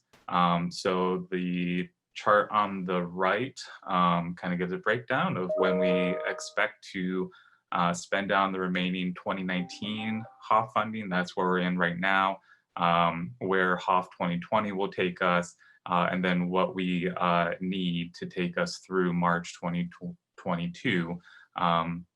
So in order to sustain the expected increase, we are projecting a need of $550,000 for the 2021 allocation. Next. Homeowner Assistance Program. We've talked a lot about this this morning. So we've been operational for about 12 months now and have completed 54 homes. We have another 68 in progress right now under construction. And then like we talked about earlier, we do have a 139-person wait list. That's why we had to temporarily close applications. And we have another 75 that we've received that still have to be approved, but we need more funding. So We have also leveraged $1.6 million of non-HOF funding to help move this along. So in the next 12 months, we do expect to complete 70 projects. And even with the additional non-HOF funding, we still project 2.4 million needed to complete these projects for the next year. Next. Housing Stabilization Program, again, we've heard a lot about today. This will be the rental and mortgage assistance program, mostly rental. So again, we've been operational for a little over a year. Before COVID, it was pretty slow, and we did about, I think, 100 or 130 in a year. We far surpassed that in just a couple of months after COVID. So now we're seeing about 30 referrals a week. We have leveraged significant other non-HOF funding for this program, but as many people have said this morning, the need still outweighs the available funding, not just with HSP, but with other rental programs as well. It's pretty hard to predict what the need will be in the next 12 months, considering a variety of things, like are we going to get more CARES Act or HEROES Act funding? What's going to happen to potential eviction moratoriums? What happens with the PHFA rent relief program that people are also using, and also we're looking at what's happening with mortgage forbearances as well. We haven't seen a lot of homeowners use the programs, but there have been a few. For HSP, because I know these questions came up, so really quick, 73% of HSP applicants are at 30% AMI and below. 75% are also minority households, and 76% of households are women, head of households. So to date, we have completed 458 applications since COVID for rental and mortgage assistance. And one more fact about this, when we started COVID, this program and really ramped it up in April, we were seeing about 76 to 80% of people saying their need is directly tied to COVID. Now in October, still 76%. So for the next year, we are projecting at least $500,000 that will be needed.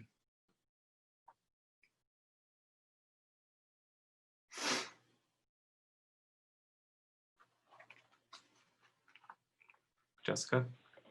Yes. So this next slide is talking about our for-sale development program. And it has, you can see the funding available. We still are extending the 2018 funds. So we have some 2019 and 2020 funds remaining. You can see that we are aware, however, from talking to the CDCs, from the Pittsburgh Housing Development Corporation, Hazelwood ELDI, Operation Better Block, and the Northside Groups, and everyone else that's using the program, that there are probably about 70 units in the pipeline. So if we add in those 70 units, plus what we have in the city's capital budget request, we may have a need of roughly $700,000 to get those 70 units of for sale housing completed. Next slide. And then on the rental gap, you saw this slide or something very similar to this slide last month. It lists all the sources we have on hand, and it lists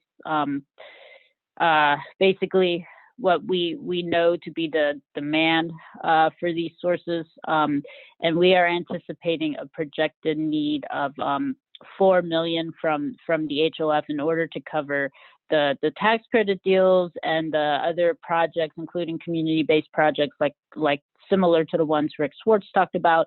To cover the list that has already approached the URA, we have a shortage of about $4 million. Next slide. And this just takes us to, slides that you've seen in the past, but these are commitments and closing to date. We did separate it per some of your feedback last month between consumer programs and development programs, so that the map is not quite so busy. So you can see on the consumer program side, the yellow being the housing stabilization program, and then the blue being the homeowner assistance program, and green being down payment. You can see where we have invested throughout the city. Next slide. And this is the development closing. So this is the rental gap program, and then also the for sale development program. And as Mark, I think, mentioned last month, it's not quite as geographically dispersed. So we do want to focus, in 2021 about getting the word out about the programs into some of the neighborhoods and the parts of the city that have not used the programs as much. Next slide. And here is the funds to date. So you can see we've had 3 years of funding, totals 27 million, because that's minus administration for those 3 years. And you can see what has been committed and closed. So let's just start at the top here. The rental gap program over 3 years, there's been 12 million allocated to it, committed or closed. This board has seen 7.6 million worth of projects go in front of it. The remaining 4.5 that is shown there is the 2020 allocation. That's what I talked about last month. The 6 low-income housing tax credit developments need all 4.5 of that million. And we will be in the next couple months after we get through this allocation plan process, we will take those projects to you in bulk. And at that point, the 4.5 will officially be read as committed. But for practical purposes, it is committed because we know that the funding is needed to get those tax credit deals across the finish line. On the for sale development program, over the course of 3 years, you've committed 3 million. You can see what you have committed on a project basis in front of the advisory board, and that's 1.5 million. So there is 1.4 million currently available in that program. The homeowner assistance program, 7 million, and this is reading 6.3 with 730 not committed, but that's only because the paperwork hasn't committed it yet. But we did stop the application because we know that the applications well exceed the funding that we have on hand. So that program, for practical purposes, is also fully committed. Down payment closing cost over 3 years, 1.75 million, 922,000 have closed at this point. 800,000 available, but as Jeremy talked about, since COVID, we have seen quite the uptick to the down payment closing cost program. His staff are closing about 12 to 15 a month. That's a record for this program, and it's just getting more and more each week. And on the housing stabilization program, this program's tricky for us to report because we do have the COVID CDBG. That's why it's listed as additional resources there. And we're still keeping an eye on the CARES Act and some other things. We don't know at this point how much more money might be coming to the program through, other non-HOF sources. But to date, if you put the HOF with the CDBG that we currently have in the program, there's 2.9 not committed. And then this demonstration program, of course, was for the downtown shelter and for the emergency COVID program when we first rolled it out in March. And so it has been fully committed. Are there any questions on that slide? Because I know that's a lot of numbers and a lot of facts.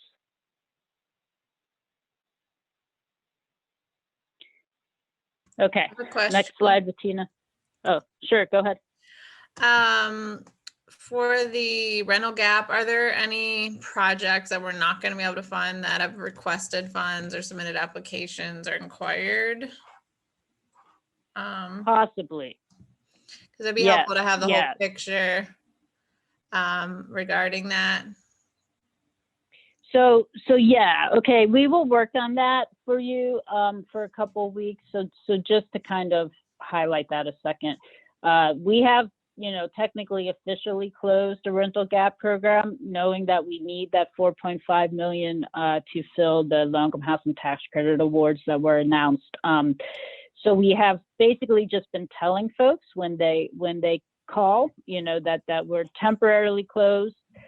We have had some calls recently of projects that, we really do need the help. a couple of projects are existing affordable projects that really need new roofs and HVAC systems so they can continue to operate affordably. There's a project in Hazelwood, which is a preservation, deal of purchasing some affordable units to ensure that they're preserved. We are seeing things that we're kind of just temporarily saying, I don't know what to do. We don't have funding. So we will talk to the advisory board more about this in a couple weeks so that you are aware of what the situation is. And when would the soonest be that we could open it to non-tax credit projects, like January then, or 2021, or not even? So it would be a little bit after that, because the HOF funding. So our goal is to get to council in December, but it probably won't be until the spring that the funds are authorized to the URA under cooperation agreement, and the same with any additional like capital budgeting funding that we get. So we're probably talking about the spring. With that said, though, we are going through some existing commitments to see if they are closing, and then some of the tax credit deals to see if there could potentially be other sources, outside of the URA to help to see if we can free up any funding. Great, thanks. Okay, any more questions on this slide? Okay, next slide. This is really the same thing, showing what we've expended based on the percentage of income, because I'll just refresh everyone's memory since we do have a few new members. 50% of the 10 million each year needs to help households at 30% AMI, 25% needs to help households at 50% AMI, and 25% needs to help households or can help households as high as 80% AMI, or for down payment closing cost assistance as high as 115% AMI. So you can see the number of households helped on this slide as well. I think that helps to quantify it a little bit. So we're actually, in terms of the money itself, it's going towards even a higher percentage of extremely low income households. And it's in part, in high part because of the shelter that we funded through the demonstration money. But you can see we've helped 2,624 extremely low income households. But even if you take the shelter out of that and you subtract that 1,600 off, we're still at 1,000 extremely low income households helped. Next slide. And this really just is describing those demonstration dollars. The first two lines, the 180 and the 120, that went to the emergency COVID relief, and then 200,000 went to the Smithfield homeless shelter. Next slide. And that's really it on supply and demand. We're going to talk to you, in more detail about it in the upcoming weeks. In terms of the bylaws, some of you have received emails from HR&A advisors from Washington, D.C. asking you for interviews. Please, try to do that. If you can't, let me know so that we can make sure somebody else gets your slot. They're starting with 6 phone or Zoom interviews, which is the third of the advisory board. They are also crafting a survey right now that will go to all 17 of you. And so a lot of their report to us is going to be based on that survey to all 17 folks, plus the 6 interviews. And those were really just picked trying to diversify it based on your slot in the advisory board. We wanted to make sure we had some neighborhood representation, some professional representation, and then also some government representation. So that's how that worked. Any questions on that?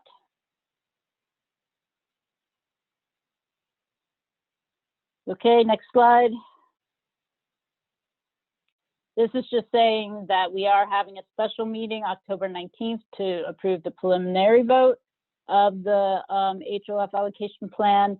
And then the next advisory board meeting is November 5th, and that will be the final vote, and then it will go to the URA board at that point. Tina, are there any more slides? And this is just reminding everybody, if they need emergency rental assistance, please call 211. Okay, so it is 11:12, and I open it up for questions. It could be about anything that I just discussed, or if you have any questions for the remaining panelists that are on the call. Thank you. I don't have a question. I just wanted to give an update. I was charged with reaching out to the Center for Race and Social Problems related to data and also DHS. I've had 2 preliminary conversations. I should be finalizing with the center today, this afternoon, and then Aaron Dalton and I are connecting on Friday. Great, thank you. Anything else?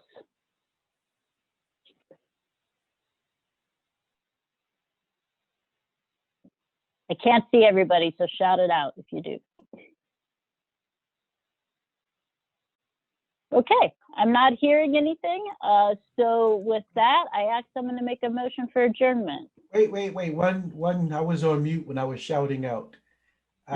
Quick question. It's just about these slides. They weren't attached to the agenda. Can we have these slides? Sure. Bettina, can you email to everybody this afternoon? Thank you. A Yeah, motion to adjourn. We'll make sure you get them. Okay, Jamil made a motion. Is there a second? Second. Derek, second. All those in favor? Okay, I'm sure everyone's in favor. Okay, motion carries. Have a good day, everybody. Thank you so much for hanging on.